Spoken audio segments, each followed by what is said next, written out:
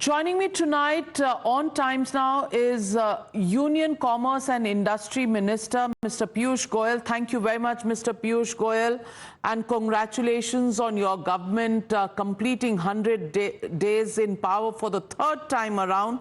What do you think are the biggest takeaways of these 100 days of Modi 3.0?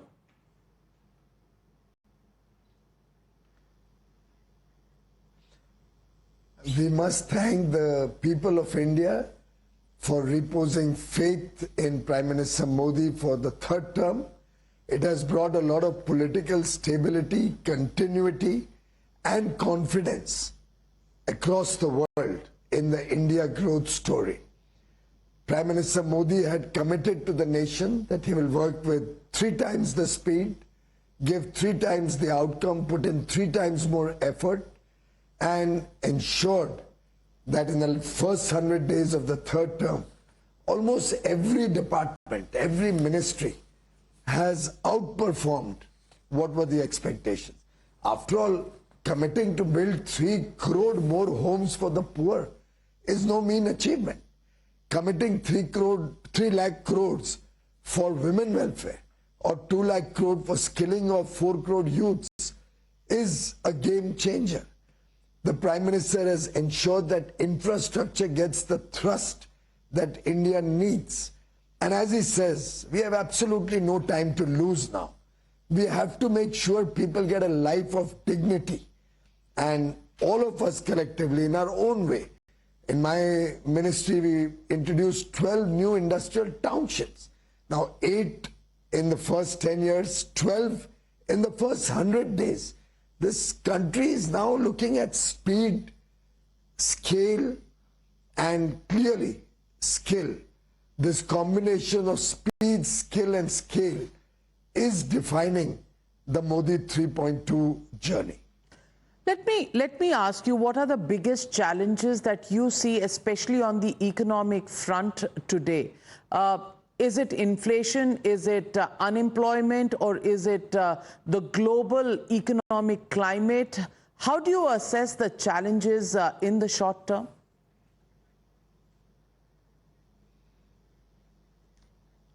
Navika ji, there are a lot of headwinds. There are issues around the geopolitical environment, 2 wars, the Red Sea crisis. You might have read shipping costs have gone up, container shortages, shipping times are abnormally high, and we are facing some stresses. But the macro economy is so strong. Over the last 10 years, through relentless effort and fiscal prudence, Prime Minister Modi has ensured that India can withstand these shocks. And therefore, I think the economic growth story will remain intact for more than a decade in the future.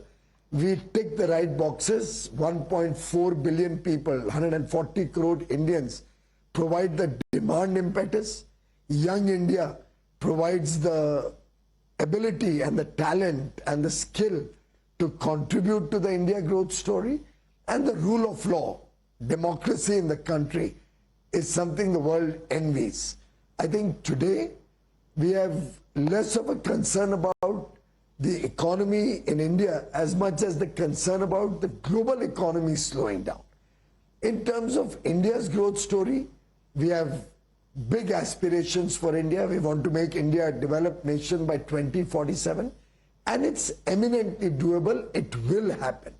We are building the capacity of the nation to absorb high levels of growth, and the people of India have responded with tremendous alacrity, ability, and speed. Your critics in the opposition continue to harp on the failure part of it. They say unemployment continues to be high. They call you the U-turn government. They also raise questions about the fact that, the popular sentiment has gone against you, reducing your numbers in Lok Sabha from 303 to 240. What would your response to the opposition be?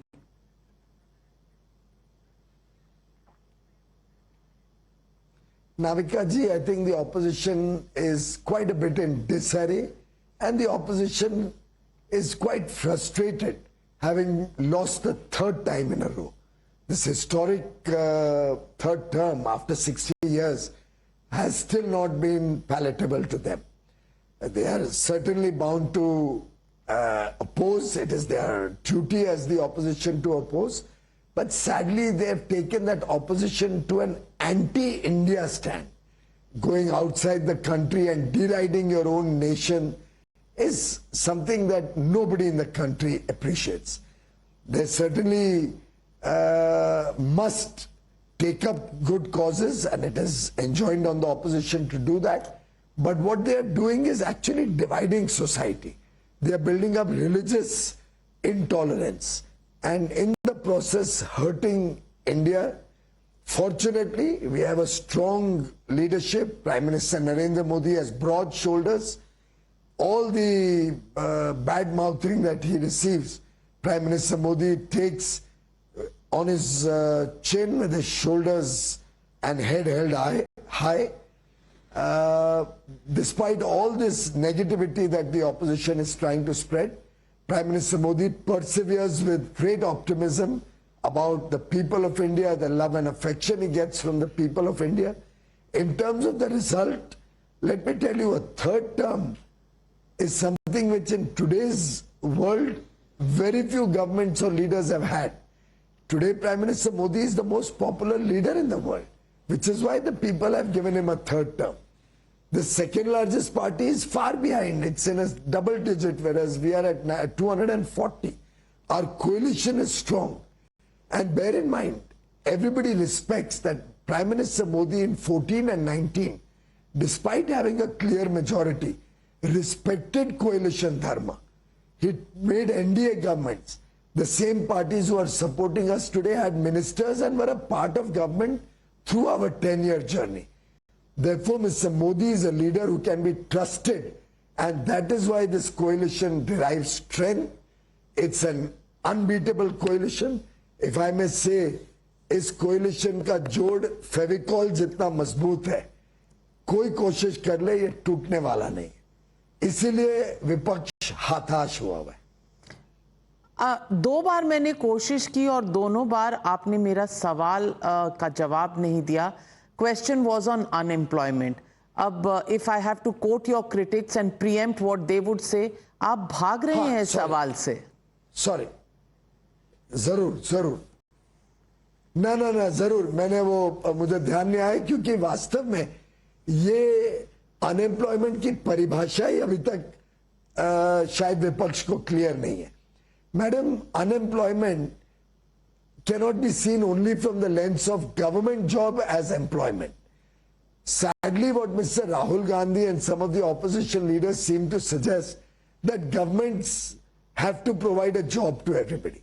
They fail to recognize the huge growth story, the amount of investment coming into the country, the amount of opportunities in the service sector. Today, Larsen and Toubro type of company says they need 45,000 people. They are unable to get people. Their IT company requires 25,000 people. They are not getting the enough number of people. People have jobs of a different nature, self-employment, startup stories, mushrooming. But government job has a charm of its own.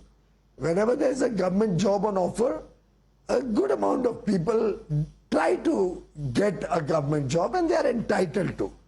But it's not as if people are sitting idle.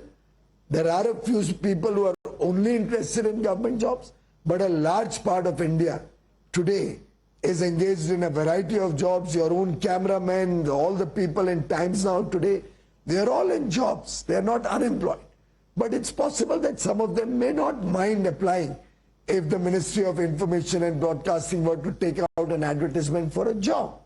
So I think we must understand what is real unemployment and people who are looking for a government job. That's two different stories.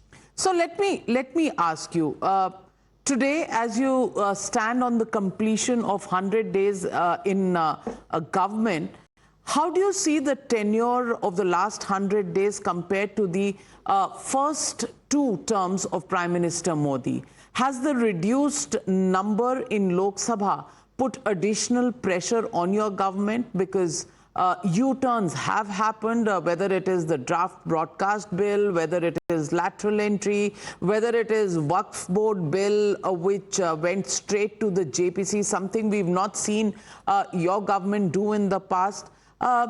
Is there coalition pressure? Is there a little bit of course correction in the manner in which the government is run today compared to in the past?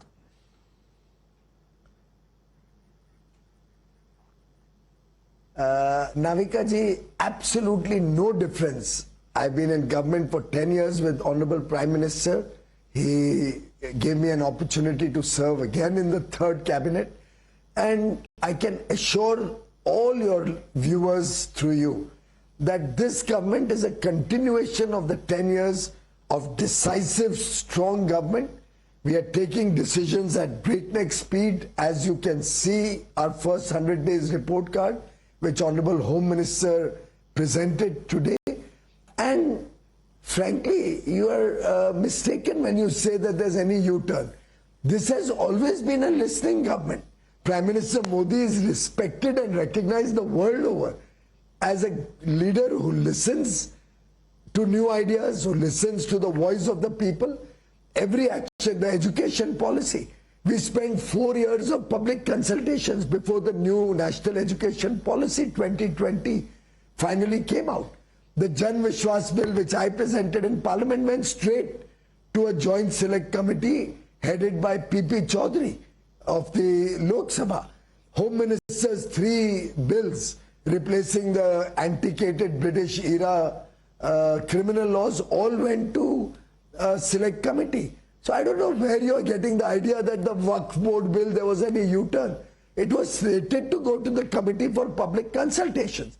As regards 45 lateral entry jobs which are advertised, kindly go through the records. The Home Ministry had already decided in 2019-20 that these jobs have to fit within the parameters of government jobs and all the necessary reservations and all have to be provided. That is why it was withdrawn to come back with a proper framework within the laws. So I think there's been absolutely no rollback. There is a firm and decisive government in continuity over the last 10.5 years. And in the future, what do you see as the big thrust for the Modi Sarkar over the next 6 months, 1 year? How do you see this Namo Express chugging along?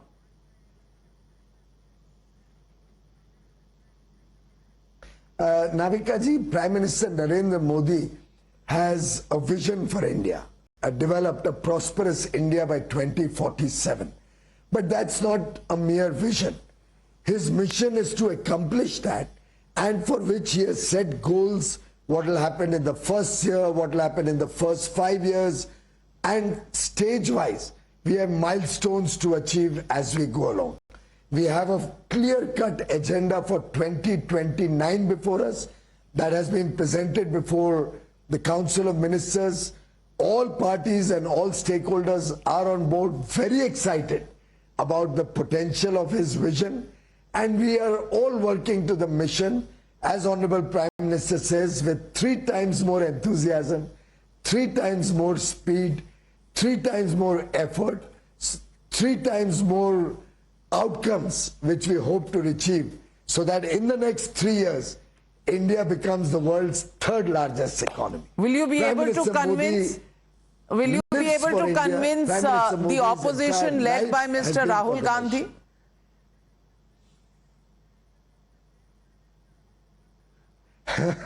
Navika ji, समझने वाले समझ गए, जो ना समझे.